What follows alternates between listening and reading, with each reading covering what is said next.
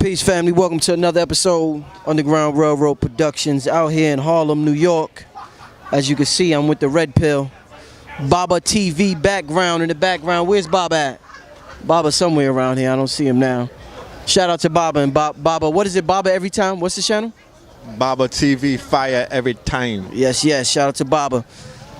Listen, man. An article came out that went viral about a week or 2 weeks ago, saying that the black man is the white supremacist of the black race. Facts. I thought about that, and I wanted to question you about that when I seen the recent comments from Cam Newton, because they jumped on him hard. He lost endorsements. It seems as though people feel as though within our own struggle, black men still don't understand the struggle of females. So for him to make a comment, say that again? Don't say that word. So in order for him to make a comment, a female reporter asked him about his routes or something pertaining to football, and he kind of laughed it off. So, I mean, does that tie into, tell me what you think about that. Are we taking everything too serious because of the Trump era? Is that something that should not have gone to that extreme? Is it just because of the era we in? Talk to me about what you think happened with Cam Newton. Well, first and foremost, I would ask this question, to Cam Newton for the statement that he made before we talk about whether it was outlandish or not. The sister who was being reprimanded by the Trump administration from ESPN, what is her name again? Jamel Hill? Yeah. Jamel. When I used to watch the show with her and the brother, they would talk about routes. She was very knowledgeable about the plays, you know what I mean? Whether it was the NBA, the NFL, and whatnot. She's a sports commentator.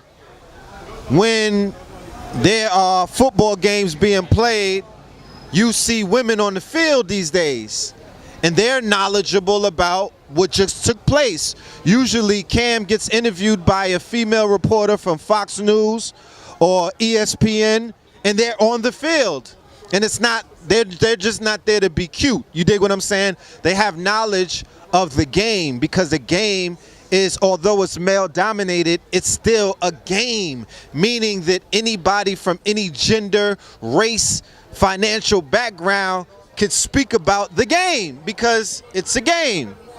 So the response of Cam Newton and the question that was asked by him of the female reporter, now please let me know what this whole thing about female is, because I was not aware of the fact that in this fake outrage politically correct community where you allow the goddamn president, his whole administration, Sarah Huckabee, and everybody else to say any goddamn thing that they want out of their mouth in any kind of way. He's the most politically incorrect celebrity slash politician slash personality that I've ever encountered, right?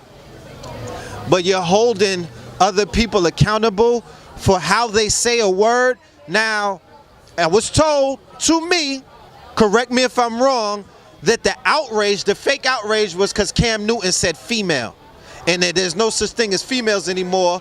There's only women, right? I'm like, Negro, please, right? I don't get that part.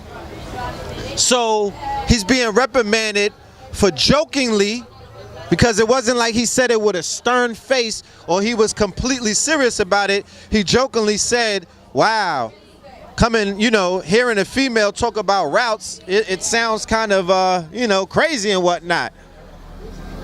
Was it locker room humor? Was it some male chauvinistic thing going on? I don't know. I know that Dan and Yogurt dropped him and whatnot, and somebody told me that Dan and Yogurt probably was upset with the fact that he put up a black fist. Wasn't it a week before with the protest when he took a knee? I believe Cam Newton took a knee. You know what I'm saying? So there's a lot of discrepancies going on with that whole thing.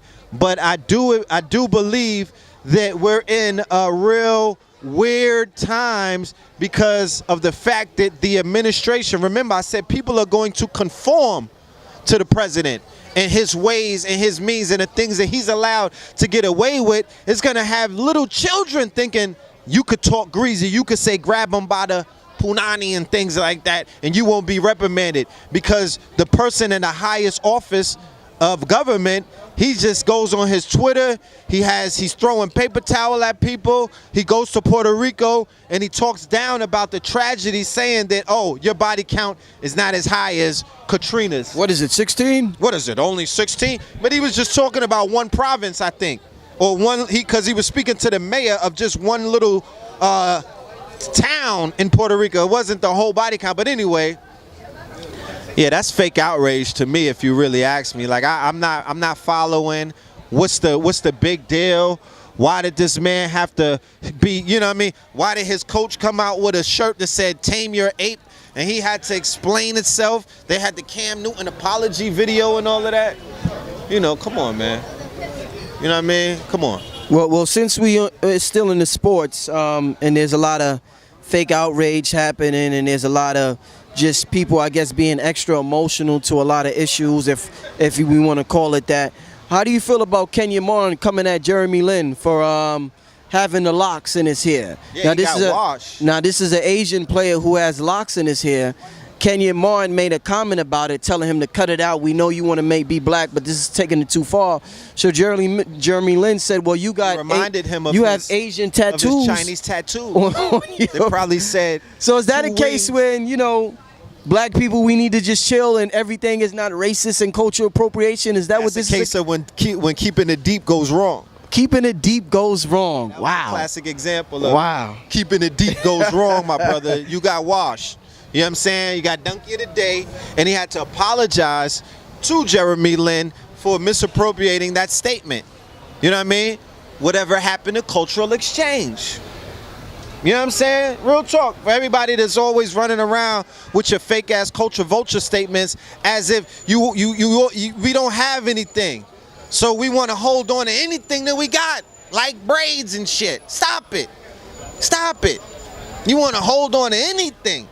You don't have the patent on cornrows, braids, or anything like that. If somebody chooses to wear their hair in this era or in this time where they have all kind of hairstyles inside of the beauty salon, right? You could get a hair hat to get anything. And like the sister Candy said, she doesn't have a problem when she sees men wearing wigs. So how you gonna have a problem if Jeremy Lin wants to rock some cornrows and whatnot? But you running around with Celtic tattoos, with Celtic tribal stuff. You running around with all kind of namaste. You running around with, you know what I'm saying, the Eye of Fatima on your eyes, on your forehead. You running around with Asian tattoos, tribal shit. You don't even know the meaning of some of these tattoos. Did you ever see it was like a website that had all of the messed up tattoos that people done got over the ages? You know what I'm talking about? Drunk tattoos and whatnot. Right. You know, cut it out. We live in a day and time where a lot of the cultural appropriation conversations, it does exist, but you have to be able to hit your target dead on, right? What Miley Cyrus was doing with the gold teeth and the twerking with the fake big booties, that's cultural appropriation. She ran around, she jacked your culture, and then jumped off the ship. Now she's on The Voice with her fake feminist role and whatnot. That I could understand that part, but I don't know about this, because Jeremy Lin ball like he black. He said, what about cultural exchange? Here it is, you rocking my Chinese tattoos, but I want to get a hairdo, you know what I'm saying, just to change up, you know, the Jeremy Lin look. And now I'm trying to be black and I'm trying to bite and whatnot. So he went and gave him the history of certain kind of hairdos and whatnot. They were wearing braids in China. That has happened. There are people in China who have, you know, I don't know about everybody, because they do have that 6 ether and whatnot. But you know, he brought it up. He was like, yo, there's some people that have hairdos like this in my culture. So, you know, we gotta chill sometimes. Indeed, is it? Do you think it's a double standard for Kenya Moore and a lot of other people to get mad at his hairdo or the Kardashians' hairdo? Because the first thing people will say in the comments section is, well, you don't tell the black woman she shouldn't wear straight hair anymore. So does that even make sense? Is that a fair comparison? I see that there's a cultural exchange taking place. You know what I mean? Women are wearing blonde wigs, blue contacts, and all kind. You know what I mean? To take up for some of the fake booties that white women are getting or whatever. I don't know. There's an exchange taking place. Some people are exchanging things culturally. So, you know, going back to what I'm saying, like, let's just not be hypocrites when we do certain things and say certain things, because the standards of beauty nowadays, based off of the fact that we live in the Western, inside of the mind of Western European men and their women, it seems that our women have been coerced or programmed to look other than who they naturally are. Keep in mind, a lot of the things that you find in these beauty stores, they are fixated to the European standard of beauty. Bleaching creams, dog hair wigs, you understand? Not even the silky Hawaiian, not some shit, not some tropical hair, dog hair. You know what I'm talking about? Looking like ghost hair, looking like the hair that the It was wearing. You know what I'm talking? Pennywise hair. You know, that ain't your hair. All right? It'll never be your hair. So, you know, when you go inside of the beauty store, they're holding on, and these are Asian-owned beauty stores, but they're holding on to the standards of European beauty, and our people have taken that thing up. They've eaten that. You put a camera in front of that store and see how much traffic they get on a Saturday. They done eat it. They ate that up tooth and nail. So, you know, fall back. So you would say this is the era of people trying to be too deep then? Because you ever notice how everything is staged, everything is fake, everything is a conspiracy? And I'm not saying that there are no conspiracies, but it seems as though everything's just so exaggerated now. I don't know if Very that's much so. So, I mean, how long is this era gonna? Because, you know, if you disagree with anybody now, you're a coon too. If you say, nah, that really did happen, or nah, you're a coon. It's like coon is a popular word now. How would you just describe this era we living in? How would you describe what's going on right now? A mutated form of cyberbullying. It's you know, the negative aspect of social media.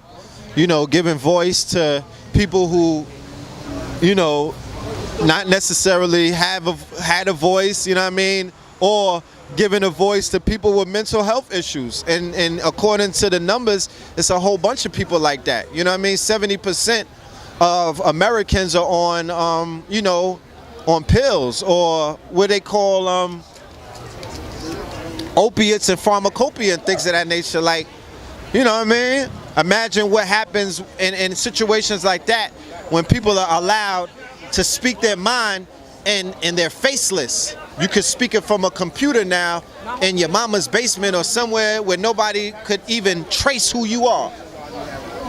You're gonna get all kind of expressions. So yeah, there's a lot of fake outrage going all around, a lot of groupthink, meaning that if the group is mad, if it's trending on Twitter and you read the first comment, the first 10 or 15 comments, and it's saying that this is how you're supposed to think about the situation, people are usually susceptible to conform to the comment section, or they're susceptible to conform to popular opinion. They don't want to think for themselves anymore. So yeah, you know, that's not good for a society where we are supposed to be independent thinkers and we're supposed to be thinking for ourselves. Like, that should be prevailing, not groupthink, not thinking the same way that the group is thinking and conforming to the mob rule and whatnot. Indeed, man. Well, I definitely appreciate your commentary as usual, brother. Why don't you leave your contact info, your app, everything you got going on so the people can holler at you. Yeah, Know the Ledge. With the mic. Know the Ledge in the iTunes stores, Know the Ledge in the Google store. All right, check it out. Go ahead and download that to your phone. Love and light. Peace. Greetings, I am Master Gano Grills for the Underground Railroad Black Magic. It's very important that you don't take the laws of reciprocity lightly. I would like for all of you to donate what you can. Donate $20, donate $100. Make it count, make it hurt. Because if you watched at least 5 videos and you have derived some sense of eloquence or some kind of benefit into your life, it's important that you restorate and you pay in and you support this channel. I know I do. And I want Brother Rich to continue to do the great work that he's doing. And it's important for all of us to come in and submit and help out the cause.